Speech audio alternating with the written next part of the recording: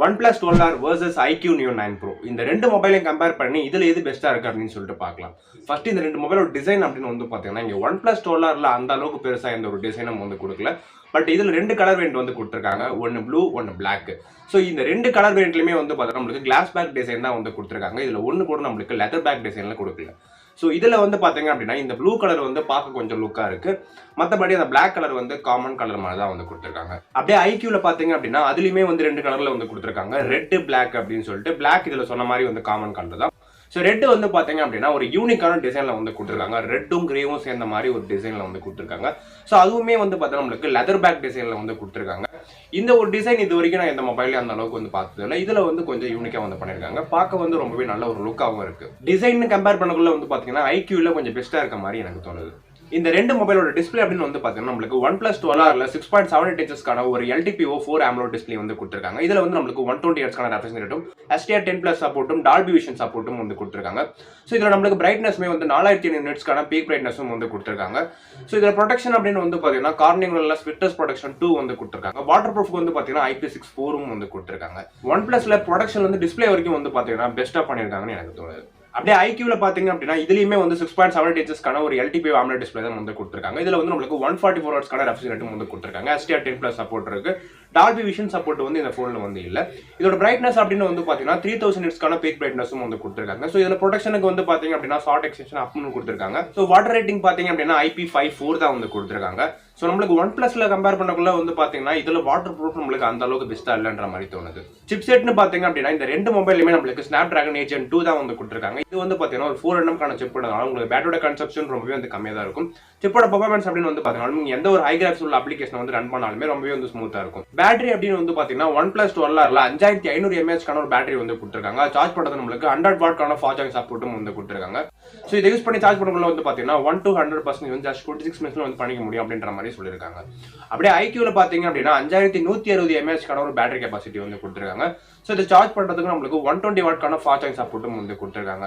So இதை use பண்ணி நீங்கள் 1 to 50% பார்த்தீங்க அப்படின்னா ஜஸ்ட் 11 minutesல பண்ணிக்க முடியும் அப்படின்ற மாதிரி சொல்லியிருக்காங்க. பேட்டரி கம்பேர் பண்ணக்குள்ள வந்து பார்த்தீங்கன்னா இங்கே ஐக்யூலையும் சரி Oneplusலையும் சரி. ஸோ நீங்கள் Oneplusல எடுத்துக்கிட்டீங்க அப்படின்னா உங்களுக்கு பேட்டரியோட கெப்பாசிட்டி வந்து அதிகமாக கொடுத்துருப்பாங்க. ஐக்யூ எடுத்துக்கிட்டீங்க அப்படின்னா உங்களுக்கு பேட்டரியோட சார்ஜிங் ஸ்பீடு வந்து அதிகமாக கொடுத்துருப்பாங்க. ஸோ இந்த ரெண்டு மொபைலுமே ஈக்குவலாக இருக்க மாதிரி தான் இருக்கும் இந்த இடத்துல. கேமராஸ்னு பார்த்தீங்கன்னா இங்கே Oneplus 12Rல ரியர்ல வந்து நம்மளுக்கு 50 மெகாபிக்சலுக்கான பிரைமரி சென்சாரும் 8 மெகாபிக்சலுக்கான அல்ட்ரா வைட் சென்சாரும் 2 மெகாபிக்சலுக்கான மேக்ரோவும் வந்து கொடுத்துருக்காங்க. ஸோ இந்த கேமராஸ் யூஸ் பண்ணி நம்மளால 4Kல 60 fps வீடியோ எடுத்துக்க முடியும். அப்படியே செல்ஃபி அப்படின்னு வந்து பார்த்தீங்கன்னா ஒரு 16 மெகாபிக்சலுக்கான செல்ஃபி கேமரா வந்து கொடுத்துருக்காங்க.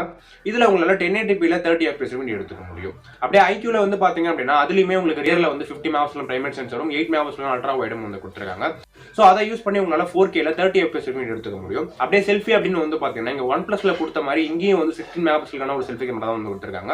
ஸோ இதுலேயுமே உங்களால் 1080pல 30 fps வீடியோ எடுத்துக்க முடியும். இந்த ரெண்டு மொபைலுமே நம்மளுக்கு செல்ஃபியில் 4K சப்போர்ட் கிடையாது. கேமராஸை கம்பேர் பண்ணக்குள்ள உங்களுக்கு Oneplusoட ஐக்யூவில் வந்து இன்னும் பெட்டரான பிக்சர் குவாலிட்டி கிடைக்கும். இதில் OS அப்படின்னு வந்து பார்த்தீங்கன்னா இங்கே Oneplusல நம்மளுக்கு Oxygen OS 14 மேலே Android 14 வந்து கொடுத்துருக்காங்க. இதில் வந்து நம்மளுக்கு 3 வருஷத்துக்கான OS அப்டேட்டும் 4 வருஷத்துக்கான செக்யூரிட்டி பேட்சும் வந்து கொடுத்துருக்காங்க. அப்படியே ஐக்யூவில் பார்த்தீங்க அப்படின்னா FunTouch 14 மேலே Android 14 வந்து கொடுத்துருக்காங்க. இதுலேயுமே உங்களுக்கு 3 வருஷத்துக்கான OS அப்டேட்டும் 4 வருஷத்துக்கான செக்யூரிட்டி பேட்சும் வந்து கொடுத்துருக்காங்க. ஸ்டோரேஜ் அதுக்கப்புறம் RAM அப்படின்னு வந்து பார்த்தீங்கன்னா இங்கே Oneplusல வந்து நம்மளுக்கு RAM வந்து 8GB இருக்கு, 16GB இருக்கு. இது ரெண்டுமே வந்து பார்த்தீங்கன்னா LPDDR5Xல வந்து கொடுத்துருக்காங்க. ஸ்டோரேஜ் அப்படின்னு வந்து பார்த்தீங்கன்னா 120ல இருக்கு, 256ல இருக்கு. 128ல பார்த்தீங்க அப்படின்னா UFS 3.1 வந்து கொடுத்துருக்காங்க. 256லயும் பார்த்தீங்க அப்படின்னா 3.1 தான் வந்து கொடுத்துருக்காங்க. நிறைய இஷ்யூ வந்து போயிட்டு இருக்கு. ஸோ அதை கூடிய சீக்கிரம் வந்து ஃபிக்ஸ் பண்ணி 4.0 கொடுக்கறதா வந்து சொல்லியிருக்காங்க. ஸோ அது எந்த அளவுக்கு சீக்கிரமா வந்து பண்ணுவாங்க அப்படின்னு தெரியல.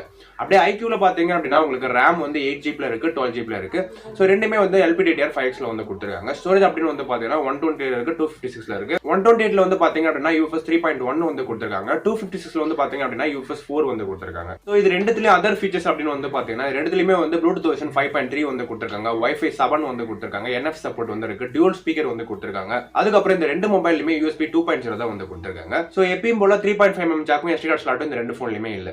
ஃபைனலா இந்த ரெண்டு மொபைலோட பிரைஸ் அப்படின்னு வந்து பாத்தீங்கன்னா Oneplusல வந்து நம்மளுக்கு பேசிக் வேரியன்ட் 40000 ரூபாய்க்கும் ஐக்யூல வந்து பேசிக் வேரியன்ட் 34000 வந்து லான்ச் பண்ணிருக்காங்க. இந்த ரெண்டு மொபைல்ல எது பெஸ்ட் அப்படின்னு வந்து கேட்டீங்கன்னா நான் Iqoo Neo 9 Pro தான் வந்து சொல்லுவேன். ஏன்னா இந்த மொபைல் தான் வந்து பாத்தீங்கன்னா 34000 பட்ஜெட்டுக்கு வந்து நம்மளுக்கு Snapdragon 8 Gen 2 வந்து கொடுத்துருக்காங்க. ஏன் ஐக்யூவோட Oneplusல வந்து 6000 ரூபாய் எக்ஸ்ட்ரா இருக்கு அப்படின்னு வந்து பாத்தீங்கன்னா அதுல டிஸ்பிளேல வந்து பாத்தீங்க அப்படின்னா ப்ரொடெக்ஷனுக்கு கார்னிவல் ஸ்விட்டர்ஸ் 2 வந்து யூஸ் பண்ணிருக்காங்க. ஸோ டிஸ்பிளேல நம்மளுக்கு டால்பி விஷன் சப்போர்ட்டும் வந்து கொடுத்துருக்காங்க.